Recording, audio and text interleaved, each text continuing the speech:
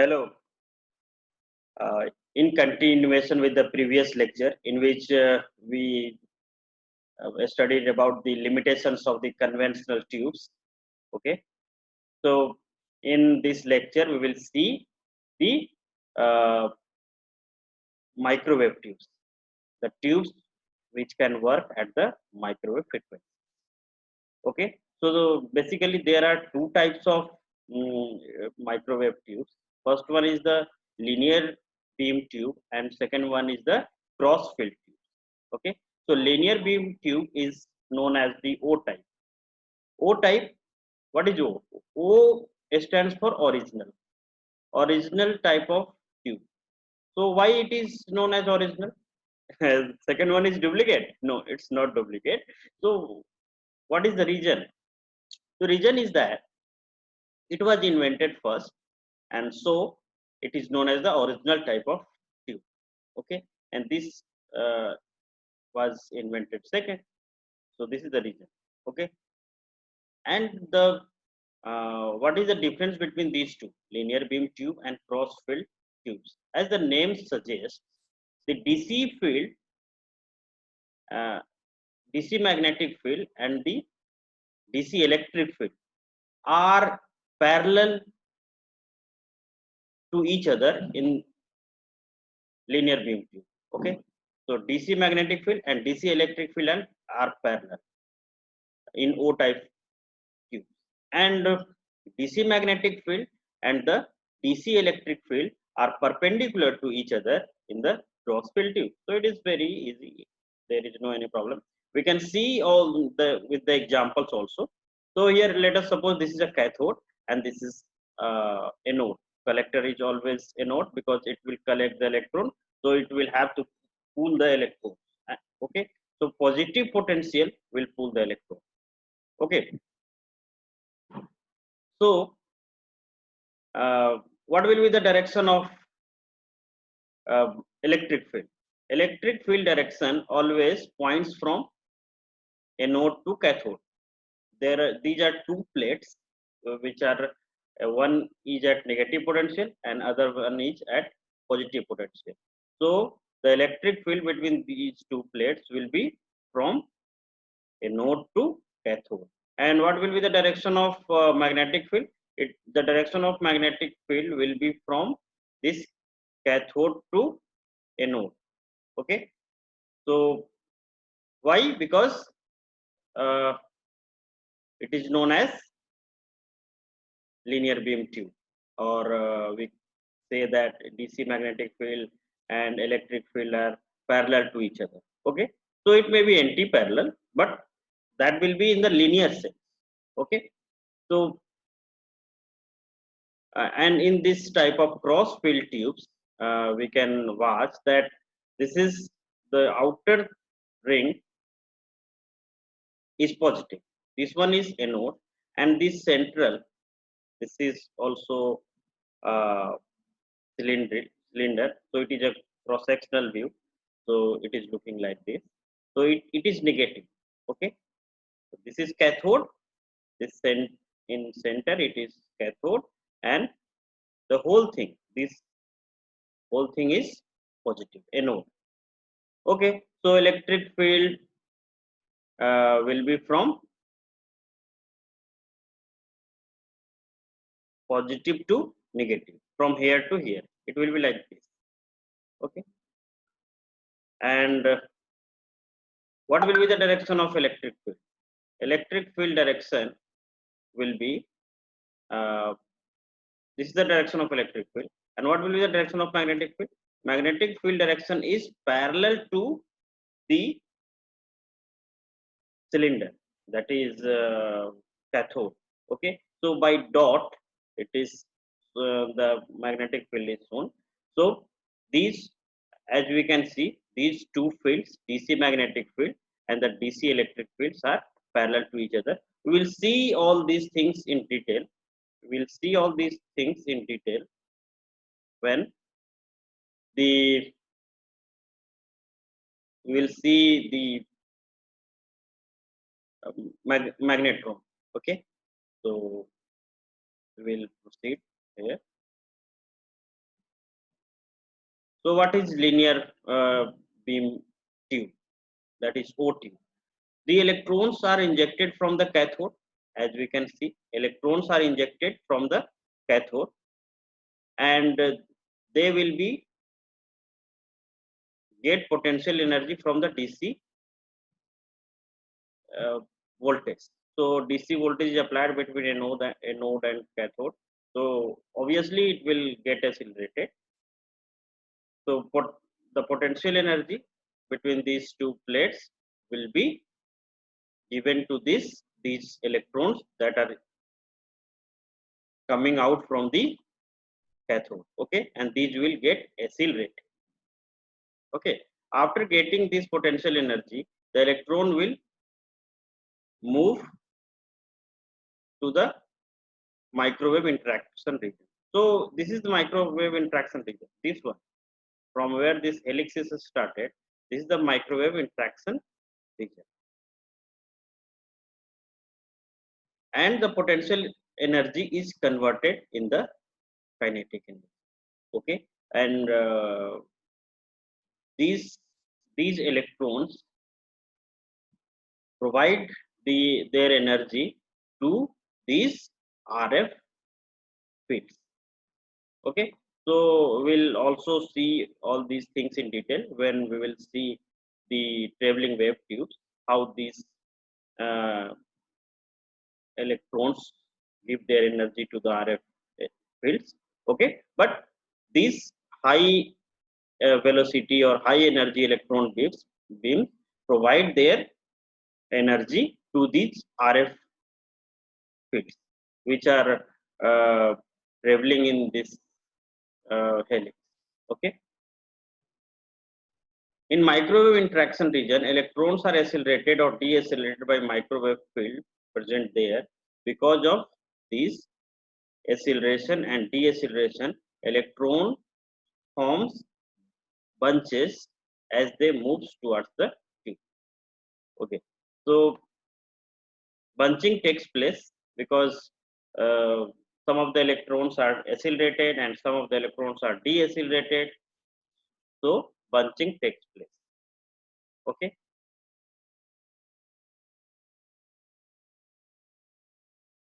These bunched electrons induce current to the output structure, and they give their energy to the microwave field present in the output structure. Okay. So one thing we can say that if the bunched electrons are passing through this microwave interaction region, and if these electrons are passing and the RF energy which is in the retarding phase, then these electrons will provide their energy to the RF field. Okay. So now our main objective is to study the klystron. Okay, two cavity klystron amplifier. So this is linear beam tube, O type of tube. There are two types of things. First one is cavity, and second one is the slow wave structure. So in cavity there is a resonant cavity. Okay, and there is a klystron. So there may be a two cavity klystron or there may be a reflex klystron. Both of these two will cover in the subsequent lecture. In these two multi-cavity klystron, I will cover in this lecture. Okay, and slow wave structure. And slow wave structures are of two types. One is the forward, and another one is the backward wave. Okay, so forward wave structure is helix TWT and coupled TWT, and backward wave is BWA and BWA. Backward wave amplifier and backward wave oscillator. So backward wave structures may act as an amplifier, or it may also act as an oscillator. Okay, likewise this two cavity klystron works as amplifier, and this reflex klystron works as oscillator. Okay, So what is klystron? So klystron is a vacuum tube that can be operated either as an oscillator or as an amplifier at microwave frequencies. So that is very simple. Klystron tube is that type of vacuum tube that can be operated at the microwave frequencies, and it may work as an oscillator or as an amplifier. So multi-cavity klystron, there may be a two cavity klystron, there may be three cavity klystron. So this multi-cavity klystron will work as an amplifier, rather low power microwave amplifier, and reflex klystron will work as an oscillator, uh, rather low power microwave oscillator. Okay, so we'll see first the multi-cavity klystron, and more appropriately we'll see the two cavity klystron. Okay, this is very important. Okay, so let us see what is this. So first of all, before going to the uh, working of two cavity klystron, first of all, we will take some assumptions. Okay, so there is a transit time. Okay, so transit time in the cavity gap is very small compared to the period of the input RF signal. Okay, this assumption is made to neglect the back and forth movement of the electrons in the cavity. Okay, so transit time should be very small. So what is transit time? So transit time, this is the cavity, this is the one cavity, and this one is the another cavity. So the time taken by electron from reaching to this point to this point is the transit time. Okay, so this is the transit time, and this transit time should be very small as compared to the time period of this RF input which is being provided to this cavity. Okay, so this RF input has some time period, so this time period should be larger than the transit time of the electron that it takes to pass the cavity. Okay, so this one is the first assumption. And what is the second assumption? Input RF signal amplitude is very small compared to the DC beam voltage. Okay, input RF signal amplitude is very small compared to the DC beam voltage. Okay, third one is the RF field are totally confined in the cavity gaps. Means RF field should be totally confined in the cavity gap. It should be zero in the outside of that. Okay, so that the velocity modulation takes place only in the cavity gap, not outside that. So, and fourth assumption is electron leaves the cathode with zero initial velocity. We will assume that electrons are leaving the cathode with the zero initial velocity, and the space charge effects are negligible. Okay, so these five assumptions are there, and by assuming these five assumptions, we will uh, explain the working of two cavity klystron amplifier. So what is the working principle? So two cavity klystron is a microwave amplifier, and working principle of the two cavity klystron amplifier is the velocity and the current modulation. Okay, we'll see what is velocity modulation, what is the current modulation. So what happens? First, electron is injected from the cathode. Electrons are injected from the cathode. Okay, electrons reach at the cavity with uniform velocity. Okay, so then velocity modulation takes place. What is velocity modulation? velocity modulation takes place in the first cavity, that is buncher cavity, by input RF signal. So due to this velocity modulation, bunch formation takes place. So we will see the bunch formation in the next slide. Okay, so what is current modulation? Because of the bunch formation, the density of the electron in the catcher cavity varies periodically with time. That means the electron beam contains AC component of the current, that is known as current modulation. Okay, so we'll see the what happens. Working will understand with the help of this figure only. Okay, so let us suppose this one is the first cavity, that is the buncher cavity, and this one is the second cavity, that is the catcher cavity. Okay, so all these things are connections are made here, and we are providing the RF input to the first cavity from here, and the RF output we are taking from here. Okay, so this is the thing. Now what is the working? So this is cathode. Okay, so this is cathode here.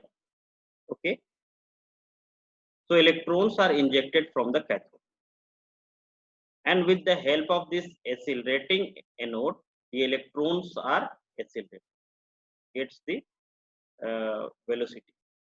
And with the help of focusing anode, there is another anode here, that is the focusing anode, we have not shown here, but there is a focusing anode that will focus.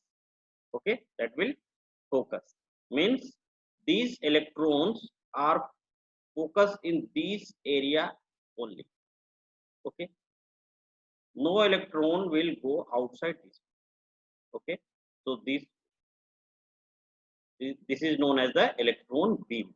Okay, so after injection of the electron from the cathode by using the accelerating anode, electrons are accelerated, and by using the focusing anode, these electrons are focused. So electron beam is now uh, prepared. Now this all the electrons reach at this point up to the buncher cavity with the same velocity. Okay, but at this cavity, what happens that the electrons, okay, coming to this uh, cavity in the negative half cycle are deaccelerated. Okay, and the electrons, because we have provided the input from here, so it may be negative here, sometime negative here, okay, positive here, and at another time it may be positive here, negative here, because this voltage is changing. So this is the negative cycle. When this cycle is present, so electrons coming to this cavity are deaccelerated, whose velocity is reduced.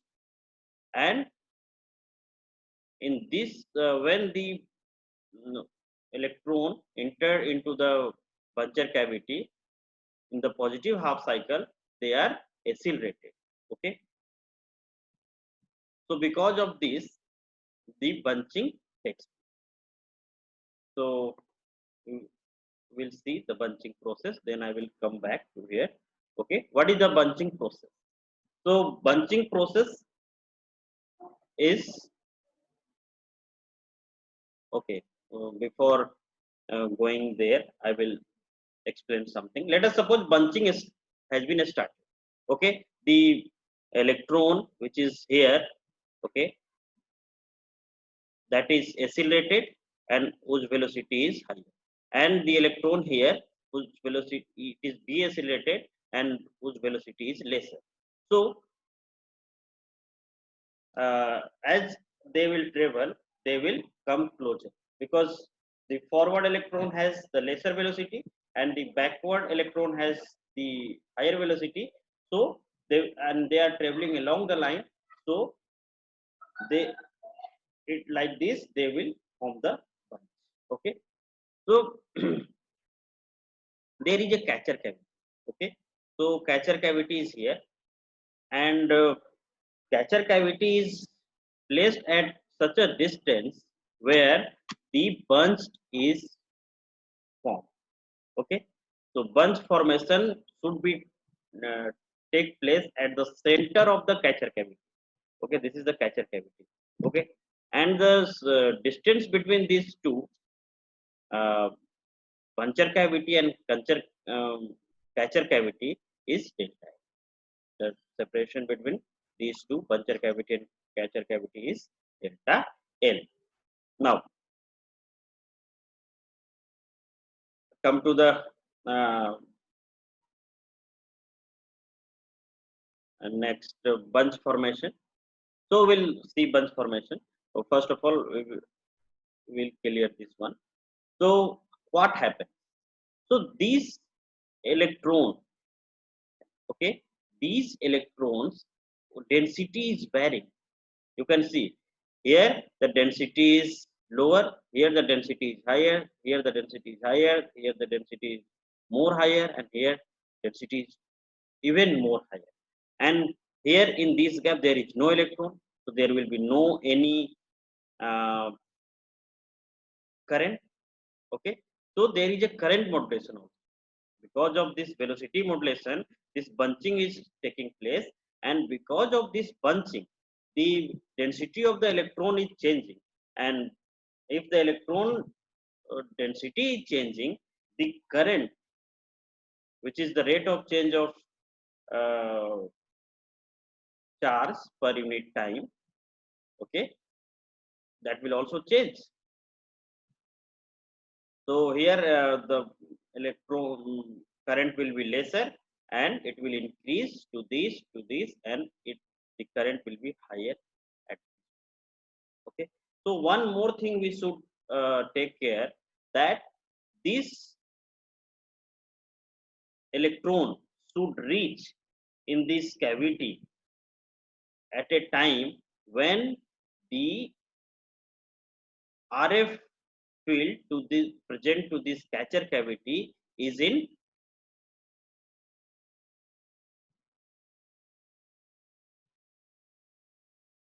retarding phase.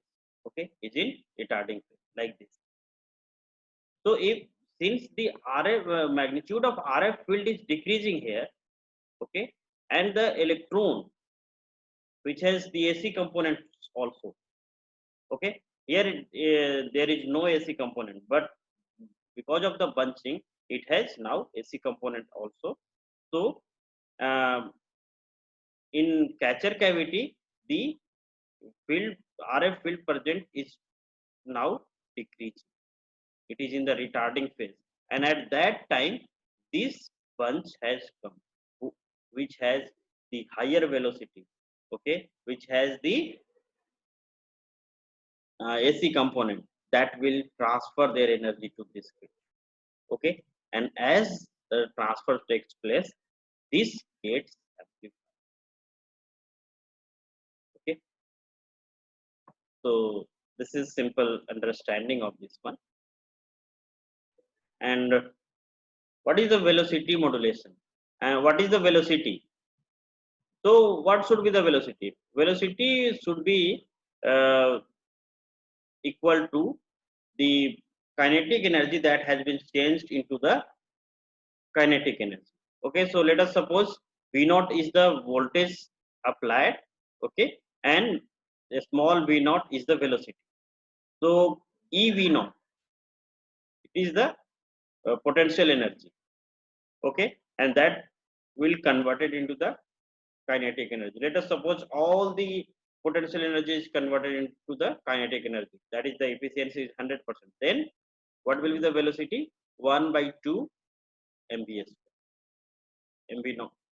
Okay, so by solving this one we'll see that 2 ev naught upon m, this will be the velocity of the electron. So this will Ct will be the function of the applied voltage V naught, the charge of the electron, and the mass of the electron. Okay. So what is the transit time?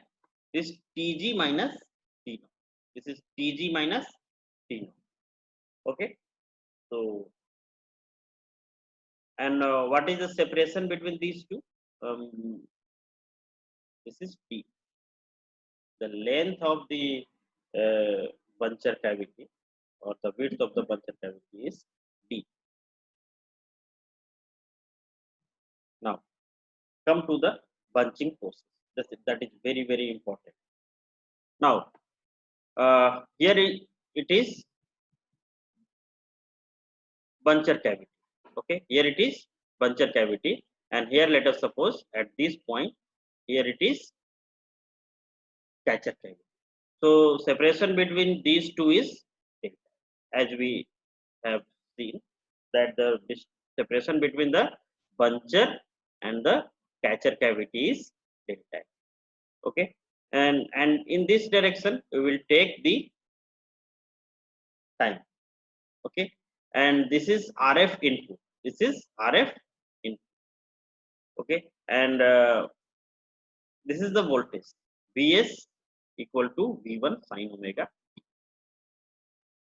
So this is the buncher grid, and let us suppose this is nothing but the buncher cavity from here to here. It is I am showing that is very large, but it should be very small. And in this space, these voltage is varying sinusoid.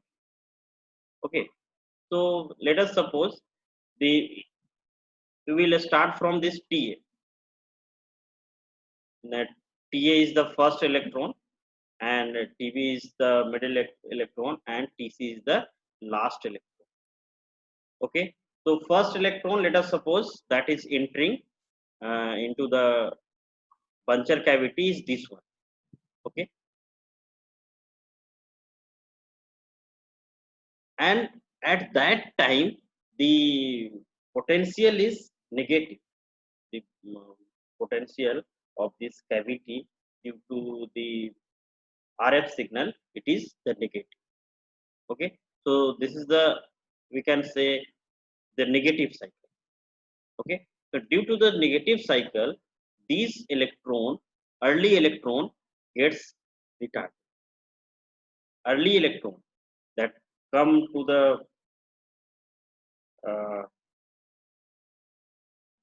cavity first, the electron that comes to the cavity first has retarded, and after some time there are so many electrons are coming, but we will consider the second electron which is coming uh, at Tb time when these RF voltage is 0. Now it will be a cycle. So the voltage between these two cavities is wall of the buncher cavity is uh, like this one, Vs equal to V1 sine omega. So at this time the voltage was minus V1, okay, minus V1, and at this time the voltage is 0. So if the voltage is 0, electron will neither accelerated nor accelerate. Okay, so it will travel with the same speed. Okay, and after that the last electron or the delayed late electron, okay, late electron is coming when the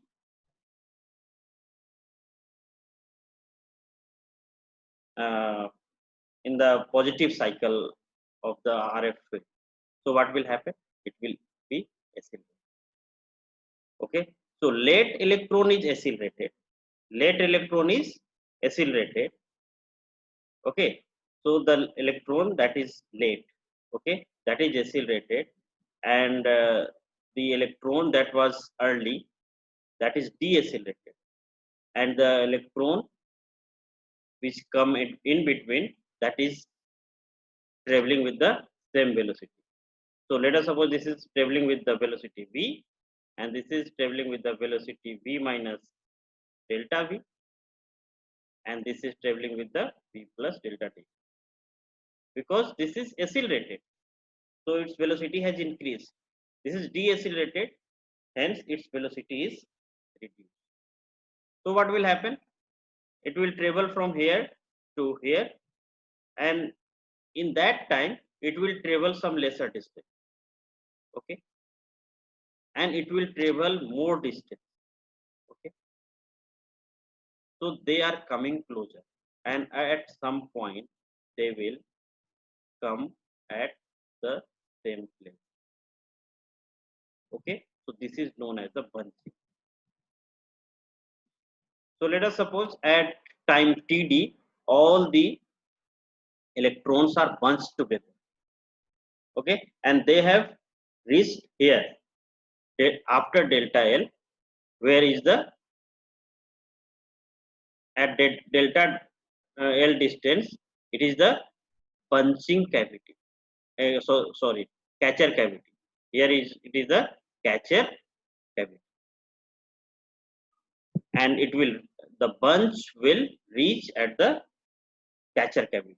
At the center of the catcher cavity, bunch will be formed, and it will enter the catcher cavity when the RF field inside the catcher cavity is in retarding phase. Okay, so it will be it will these electrons, when these bunch electrons which have very high energy and have also AC component due to the bunching, uh, they will transfer their energy to the RF field which is in the retarding phase, and this is the region they will transfer their energy to the RF field, and RF energy or RF field will be accelerated. Okay, so after giving the energy, these electrons, okay, are further go ahead and collected by the collector. Okay, so this is the region, and from here to here, it is the microwave interaction.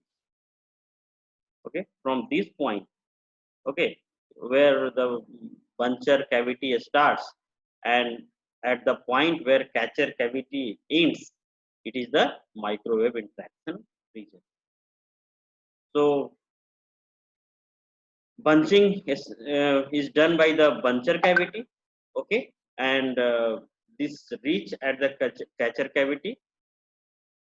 When catcher cavity is placed at such that it will go to the bunch will form exact at the center of the catcher cavity, okay, and also will take care that at that time when this is entering into this catcher cavity, this bunch is entering into the catcher cavity, the phase of the catcher cavity should be in the retarding phase, so that these electrons transfer their energy to the RF field.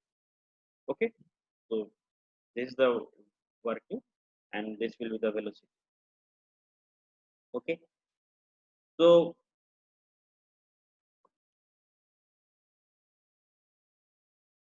and this process is called the bunching process, and the modulated velocity will be given by this one. Okay, Vt equal to V naught 1 plus V1 sampling theta g upon 2 V naught sin omega Tg minus theta g upon 2. So, and now come to the specification. So, two cavity klystron beam voltage is up to 100, few hundred of kilowatts, 100 kilowatts, 200 kilowatts, like this, few hundred kilowatts. and efficiency is about 40%. Power output, average power is up to 500 kilowatt. Pulse power is the tens of megawatt. Okay, and power gain is about 30 dB. 30 dB means 10 to the power 3 and 1000 times. Okay, so what is the application of this two cavity Klystron amplifier? Because it is amplifier, so it will be used in the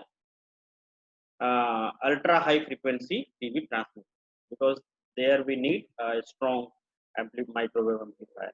In troposphere scatter transmitter, here we also need a strong amplifier. In satellite communication ground station, here we also need a microwave amplifier. And in radar transmitters, definitely we need a microwave amplifier. So this is Global Resource Corporation to convert the hydrocarbons in daily material, coal, automotive waste, diesel fuel, and oil sands into the natural gas. So, and finally, it will also be used in the biomedical. Okay, so hope you must have understood what is this two cavity Klystron is, and what is its working, and how bunds are formed, and what is the velocity modulation. Okay, so thank you for watching. And if you do not have subscribed my channel, then please subscribe, so that you may get the latest videos. Okay, so in the next class we'll see the uh, another topic, that is the reflex Klystron, that is the oscillator. That is also a very important point. So we'll see that in the next